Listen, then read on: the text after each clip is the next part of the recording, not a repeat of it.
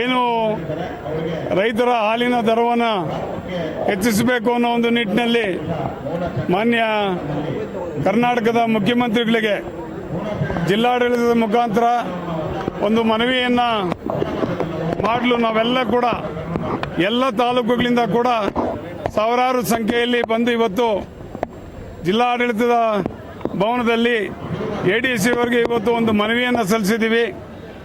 ಏನು ಕೋಲಾರ ಜಿಲ್ಲೆ ಬರಗಾಲದಿಂದ ತತ್ತರಿಸಿ ಹೋಗಿದೆ ಮತ್ತು ರೈತನಿಗೆ ತಾನು ಉತ್ಪಾದನೆ ಮಾಡ್ತಾ ಇರ್ತಕ್ಕಂಥ ಏನು ಹಾಲಿಗೆ ಸಮರ್ಪಕವಾದಂಥ ದರ ದೊರೀತಾ ಇಲ್ಲದೆ ಇರೋ ಕಾರಣದಿಂದ ಈಗ ಎಲ್ಲರೂ ಕೂಡ ಸೇರಿ ಒಕ್ಕೂರಿನಿಂದ ಎಲ್ಲ ತಾಲೂಕುಗಳಿಂದ ಹಾಲು ಉತ್ಪಾದಕರು ಇವತ್ತಿನ ದಿವಸ ಇಲ್ಲಿ ಆಗಮಿಸಿದ್ದಾರೆ.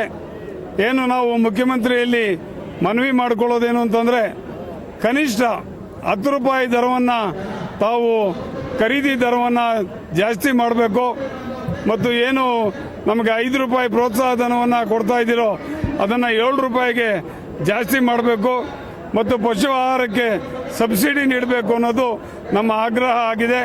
ಮಾನ್ಯ ಮುಖ್ಯಮಂತ್ರಿಗಳು ರೈತನ ಮಗನಾಗಿರೋದ್ರಿಂದ ಈ ಎಲ್ಲ ಬೇಡಿಕೆಗಳನ್ನು ಸಮರ್ಪಕವಾಗಿ ತೀರಿಸ್ತಾರೆ ಅನ್ನೋ ಒಂದು ಆಶಾಭಾವನೆ ನಮ್ಮಲ್ಲಿದೆ. ಈಗಾಗಲೇ ಬೇರೆ ರಾಜ್ಯಗಳಲ್ಲಿ ನಮ್ಮ ರಾಜ್ಯಕ್ಕಿಂತ ಹೆಚ್ಚಿನ ದರವನ್ನು ಎಲ್ಲ ಕಡೆ ರೈತರಿಗೆ ನೀಡ್ತಾ ಇದ್ದಾರೆ. ಈಗಾಗಲೇ ನಮ್ಮ ಕನಿಷ್ಠ ದರ ಅಂತಂದರೆ ನಮ್ಮ ಕರ್ನಾಟಕದ್ದೇ ಎಲ್ಲ ಕೂಡ 40 ರೂಪಾಯಿಂದ 60 ರೂಪಾಯಿವರೆಗೂ ದರ ಇದೆ.